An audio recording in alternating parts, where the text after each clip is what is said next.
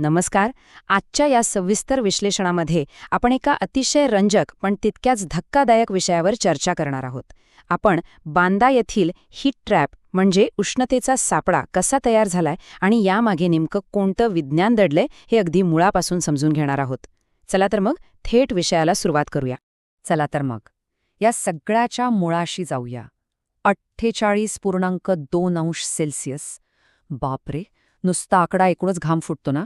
उत्तर प्रदेशातील बांदा जिल्ह्यात 19 मे रोजी हे भयानक तापमान नोंदवलं गेलं. आणि विशेष म्हणजे 1951 नंतरचा हा तिथला सर्वात मोठा विक्रम आहे. आता आपल्या मनात असा विचार येऊ शकतो की हा कदाचित एखादा अपवाद असेल, पण नाही. ही टाईमलाईन बघा.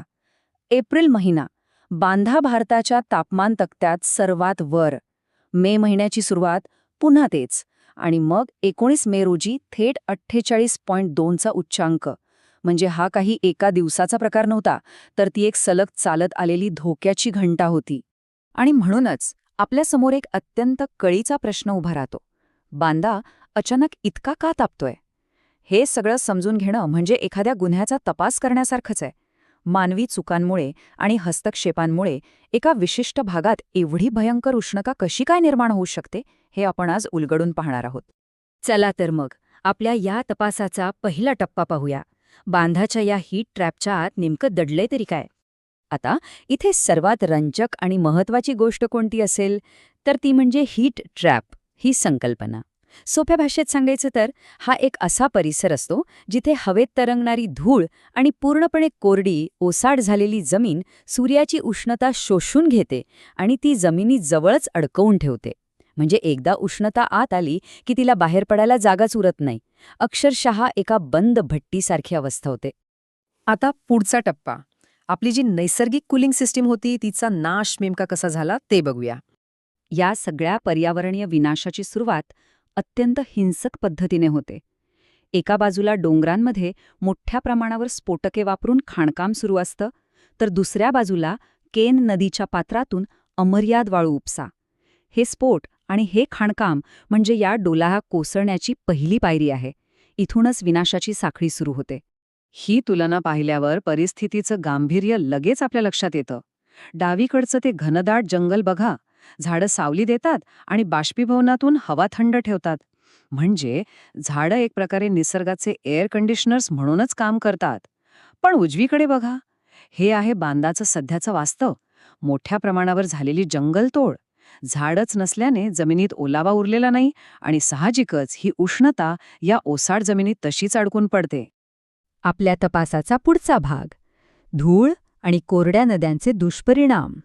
खाणकामासाठी डोंगरांमध्ये जे भीषण स्फोट होतात त्यामुळे धुळीचे प्रचंड लोट हवेत उडतात. आणि ही धूळ नुसती खाली बसत नाही, तर हवेत तरंगणारे हे सूक्ष्म कण संपूर्ण परिसरावर एक जाड ब्लँकेट म्हणजे चादर तयार करतात.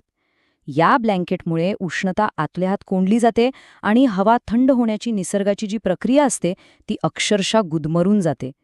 आणि हे उदाहरण अगदी स्पष्टपणे दाखवून देतं की एका जिवंत नदीचं मृत प्रवाहात कसं रूपांतर होतं. केन नदीची ही अवस्था खरंच खूप दुःखद आहे. एक निरोगी नदी खोल असते आणि ती भूजलाची पातळी वाढवायला मदत करते. पण अतिरेकी वाळू उपशामुळे नदीचं पात्र इतकं उथळ झालंय की पाणी मुरण्याऐवजी अत्यंत वेगाने वाहून जातं. तिची पाणी धरून ठेवण्याची क्षमताच आता पूर्णपणे संपलीये. जमिनीवर जे काही चाललंय त्याचा थेट फटका जमिनीखालच्या पाण्याला बसतोय. नदीत पाणी मुरत नाहीये, त्यात पाण्याचा अमर्याद उपसा सुरू आहे.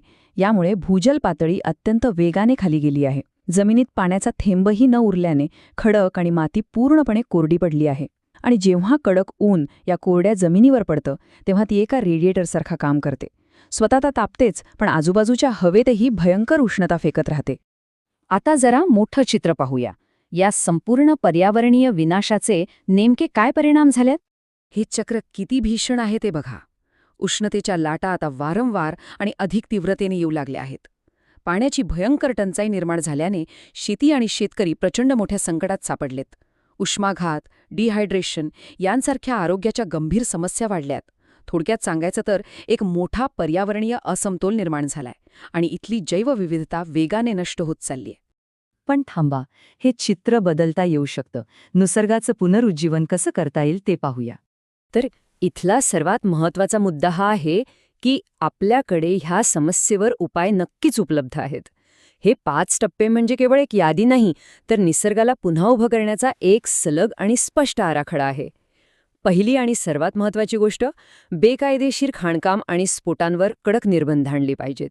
दुसरं म्हणजे केन नदीला पुनरुज्जीवित करून भूजल पातळी वाढवली पाहिजे.